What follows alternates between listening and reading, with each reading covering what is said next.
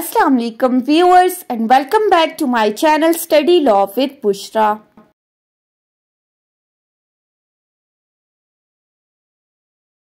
So in today's video we are going to start from section 13 of Land Revenue Act 1967.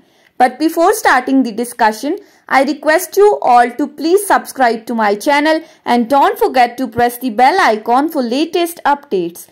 Do share this video with your friends and don't forget to comment your feedback. So let's move towards the discussion. हम topic discuss कर रहे थे appointment and powers of the revenue officers. अपनी last video में हमने section 12 तक discuss किया था। आज की इस वीडियो में हम स्टार्ट करते हैं सेक्शन 13 से, जो कि डील करता है एडमिनिस्ट्रेटिव कंट्रोल के टॉपिक के साथ। सेक्शन 13 की तरफ आ जाएं तो सेक्शन 13 बात करता है superintendence and control of the revenue officers. अब इस सेक्शन में बात की गई है कि रेवेन्यू ऑफिसर्स किसके कंट्रोल में होंगे, उनको सुपरवाइज कौन करेगा। सो अगर हम इस सेक्शन की क्लॉज 1 की तरफ आ जाएं तो क्लॉज 1 बात करती है the board of revenue shall be subject to the control of the government. सबसे पहली अथॉरिटी हमने क्या कहा था, टॉप पे जो अथॉरिटी है वो बोर्ड ऑफ रेवेन्यू है। सो इस सेक्शन की क्लॉज 1 के अकॉर्डिंग बोर्ड ऑफ रेवेन्यू को कौन कंट्रोल करेगा, वो गवर्नमेंट के कंट्रोल में होगी। गवर्नमेंट बोर्ड ऑफ रेवेन्यू को सुपरवाइज करेगा। क्लॉज 2 क्या कहती है, The general superintendence and control over all other revenue officers shall be vested in and all such officers shall be subordinate to the board of revenue। फिर board of revenue में हमने कहा था कि उसके अंदर डिफरेंट रेवेन्यू ऑफिसर्स काम कर रहे हैं। अब इस क्लॉज के अकॉर्डिंग जो रेवेन्यू ऑफिसर्स हैं वो किसके कंट्रोल में होंगे, वो बोर्ड ऑफ रेवेन्यू के कंट्रोल में होंगे। गवर्नमेंट बोर्ड ऑफ रेवेन्यू को कंट्रोल करेगी, board of revenue further revenue officers को कंट्रोल करेंगे और ये रेवेन्यू ऑफिसर सब ऑर्डिनेट होंगे बोर्ड ऑफ रेवेन्यू के, यानी कि उसके मातहत होंगे। क्लॉज 3 की तरफ आ जाएं तो क्लॉज 3 कहती है Subject to the general control of the Board of Revenue, a commissioner shall control all other revenue officers in his division। हमने कहा था प्रोविंशियल लेवल पे बोर्ड ऑफ रेवेन्यू, फिर डिविजनल लेवल पे हमारे पास कमिश्नर आ जाता है। तो क्लॉज 3 कहती है डिविजनल लेवल पे जितने भी रेवेन्यू ऑफिसर्स काम कर रहे होंगे उनको कंट्रोल कौन करेगा, उस डिवीजन का कमिश्नर जो है वो उनको कंट्रोल करेगा।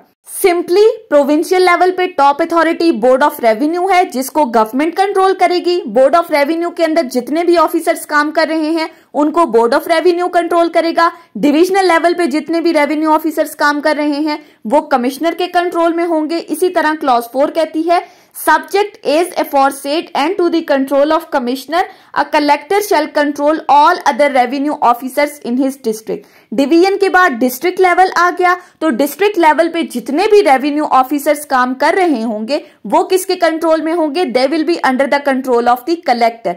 सो ये हायरार्की है कि कौन किसके कंट्रोल में होगा, कौन किसको सुपरवाइज करेगा। याद रखना है बोर्ड ऑफ रेवेन्यू गवर्नमेंट के कंट्रोल में, बाकी revenue officers board of revenue के कंट्रोल में, डिविजनल लेवल पे कमिश्नर और इसी तरह डिस्ट्रिक्ट लेवल पे कलेक्टर कंट्रोल करेगा तमाम रेवेन्यू ऑफिसर्स को। उसके बाद आ जाते हैं सेक्शन 14 के ऊपर।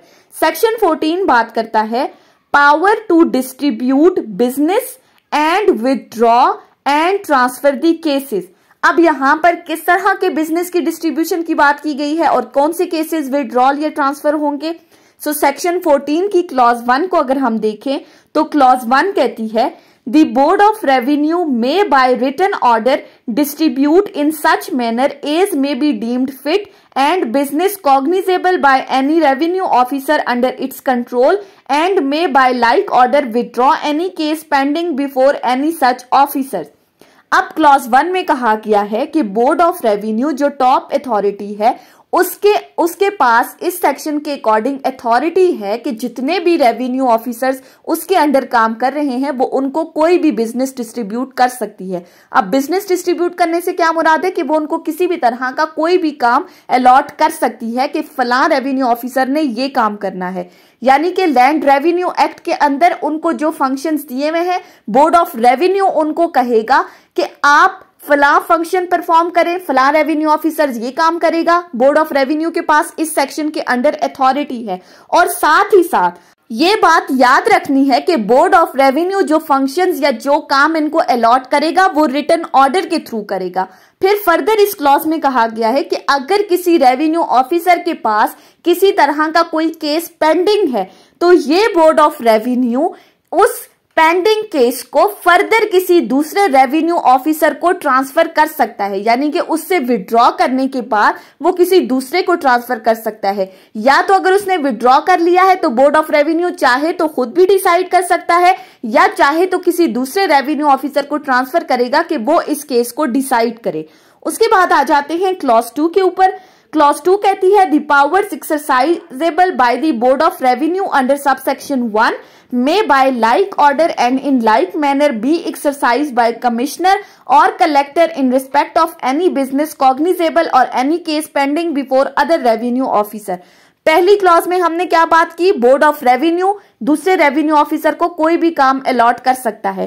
क्लॉज 2 कहती है कि ये जो powers board of revenue subsection 1 के अंडर एक्सरसाइज कर रहा है, इसी तरह डिविजनल और डिस्ट्रिक्ट लेवल पे यही पावर्स कमिश्नर और कलेक्टर को दी गई हैं कि उनके अंदर के उनके पास जितने भी रेवेन्यू ऑफिसर्स काम कर रहे हैं वो उनको किसी भी तरह का कोई भी काम अलॉट कर सकते हैं। और अगर किसी रेवेन्यू ऑफिसर के पास किसी भी किस्म का कोई केस पेंडिंग है तो ये कलेक्टर या ये कमिश्नर अपने अपने इलाके में उस केस को विड्रॉ कर सकते हैं और विड्रॉ करने के बाद या तो खुद डिसाइड करेंगे या किसी दूसरे रेवेन्यू ऑफिसर को ट्रांसफर कर देंगे कि वो इस केस को डिसाइड करे।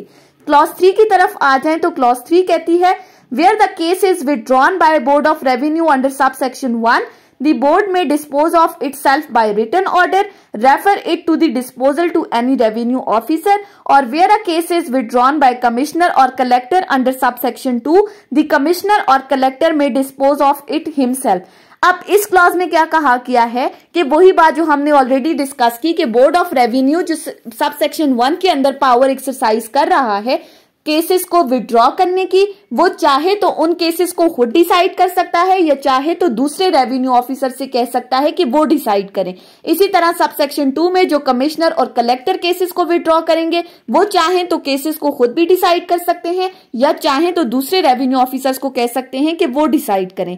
फिर इसी तरह क्लॉज 4 कहती है no order under this section shall empower any revenue officer to exercise any powers which would not be competent to exercise और deal with in the local limits of his jurisdiction.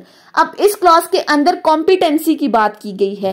Clause 4 कहती है कि board of revenue या commissioner या collector अगर किसी revenue officer को कोई काम अलॉट कर रहे हैं तो सबसे पहली बात जो उन्होंने माइंड में रखनी है वो कॉम्पिटेंसी क्राइटेरिया रखना है कि आया जिस बंदे को ये फंक्शन अलॉट किया जा रहा है वो इसको करने के लिए कॉम्पिटेंट है भी या नहीं। यानी कि अगर तो डिविजनल लेवल पे कमिश्नर किसी दूसरे डिवीजन के रेवेन्यू ऑफिसर को अगर कोई केस ट्रांसफर करता है और उस रेवेन्यू ऑफिसर के पास अथॉरिटी नहीं है इस केस को डिसाइड करने की तो ऐसा नहीं होगा। सेक्शन 14 की क्लॉज 4 बात करती है कॉम्पिटेंसी क्राइटेरिया मस्ट है, revenue officers must be competent have to perform their functions. उसके बाद आ जाते हैं सेक्शन 15 के ऊपर। सेक्शन 15 बात करती है कॉम्बिनेशन ऑफ ऑफिसेस। अब इस कॉम्बिनेशन से क्या मुराद है? सो सेक्शन 15 कहता है it shall be lawful for the government to appoint one and the same person being otherwise competent according to law to any two or more of the officers provided for in this chapter। Section 15 बहुत ही ज्यादा simple है। इसमें क्या कहा गया है कि government के लिए लॉफुल है, शेल का वर्ड यूज हुआ है, गवर्नमेंट के लिए कानूनी है कि वो चाहे तो किसी एक बंदे को एक से ज्यादा ऑफिसेस के काम अलॉट कर सकती है। यानी कि कोई एक रेवेन्यू ऑफिसर है उसके अपने काम के साथ साथ उसे मजीद दूसरे ऑफिसेस के काम भी अलॉट कर सकती है। गवर्नमेंट के पास ये अथॉरिटी है अंडर सेक्शन 15। सिंपल सा था। उसके बाद आ जाते हैं सेक्शन 16 के ऊपर। सेक्शन 16 बात करता है conferment powers of the revenue officers. अब इसका क्या मतलब है कन्फर्मेंट पावर्स का?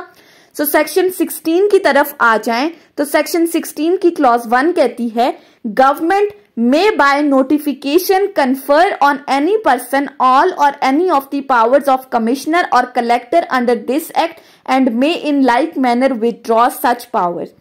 क्लॉज 1 के अकॉर्डिंग गवर्नमेंट के पास ये अथॉरिटी है, मे का वर्ड यूज हुआ है कि गवर्नमेंट किसी भी नोटिफिकेशन के थ्रू किसी एक पर्सन को कमिश्नर या कलेक्टर की सारी पावर्स अलॉट कर सकती है। या तो कमिश्नर या कलेक्टर की सारी पावर्स या उनकी कुछ पावर्स किसी एक पर्सन को अलॉट कर सकती है, या इन दी लाइक मैनर पावर्स अलॉट करने के बाद वो उसी पर्सन से या किसी और पर्सन से ये पावर्स विड्रॉ भी कर सकती है। उसके बाद आ जाते हैं क्लॉज 2 के ऊपर।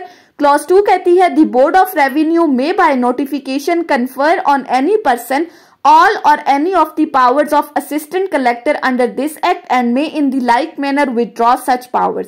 क्लॉज 2 में कहा गया है कि इसी तरह बोर्ड ऑफ रेवेन्यू भी एक नोटिफिकेशन के थ्रू किसी एक पर्सन को असिस्टेंट कलेक्टर की सारी या कुछ पावर्स अलॉट कर सकती है, और इसी तरह लाइकवाइज वो उन बंदे से ये पावर्स विड्रॉ भी कर सकती है। यानी कि पहली क्लॉज में गवर्नमेंट के पास अथॉरिटी है कि वो कमिश्नर या कलेक्टर्स की पावर अलॉट कर सकती है। सेकंड क्लॉज में बोर्ड ऑफ रेवेन्यू के पास अथॉरिटी है कि वो असिस्टेंट कमिश्नर की पावर्स अलॉट कर सकती है। क्लॉज 3 कहती है a person on whom the powers are conferred under this section shall exercise those powers within such local limit and as the case may be direct except otherwise so directed such person shall for all the purposes be deemed to be commissioner, collector or assistant collector as the case may be। Clause 3 कहती है कि जिस person को इन दो sub section के अंदर कोई power allot की गई है वो अपने जुरिस्डिक्शन के अंदर, अपने एरिया के अंदर उन पावर्स को एक्सरसाइज कर सकता है, और इसी तरह जब तक उसके पास ये पावर्स हैं कमिश्नर, कलेक्टर या असिस्टेंट कलेक्टर की, तो उस बंदे को कमिश्नर, कलेक्टर या असिस्टेंट कलेक्टर ही समझा जाएगा इस सेक्शन की हद तक। उसके बाद आ जाते हैं सेक्शन 17 के ऊपर। सेक्शन 17 बात करता है functions of the revenue officer, कि रेवेन्यू ऑफिसर्स क्या क्या फंक्शन परफॉर्म कर सकता है। सेक्शन 17 कहता है except where the class of the revenue officer by whom any function is to perform is specified in this act, the board of revenue may by notification determine the functions to be performed under this act by any class of the revenue officers। Section 17 में कहा गया है accept those powers जो कि land revenue act 1967 के under किसी भी class of the revenue officers को अलॉट की गई हैं कि आपने फलां काम करना है, फलां फंक्शंस परफॉर्म करने हैं। इसके साथ साथ इस सेक्शन के अंदर बोर्ड ऑफ रेवेन्यू को ये अथॉरिटी दी गई है कि वो एक नोटिफिकेशन के थ्रू किसी भी रेवेन्यू ऑफिसर को मजीद कोई भी पावर्स एक्सरसाइज करने के लिए कह सकता है, यानी कि वो उनको एक्स्ट्रा पावर्स भी अलॉट कर सकता है उन पावर्स के साथ जो उसको लैंड रेवेन्यू एक्ट के अंडर दी गई हैं। सेक्शन 18 लास्ट सेक्शन है। सेक्शन 18 बात करता है retention of the powers by revenue officers on transfer. अब ये transfer of the revenue officer की बात की गई है। अब इस सेक्शन में क्या कहा गया है, when a revenue officer of any class who has under the provision of this act any powers to be exercised in any local area to another as a revenue officer of the same or higher class, he shall continue to exercise those powers in that local area unless the government or board of revenue as the case may be otherwise direct or has directed।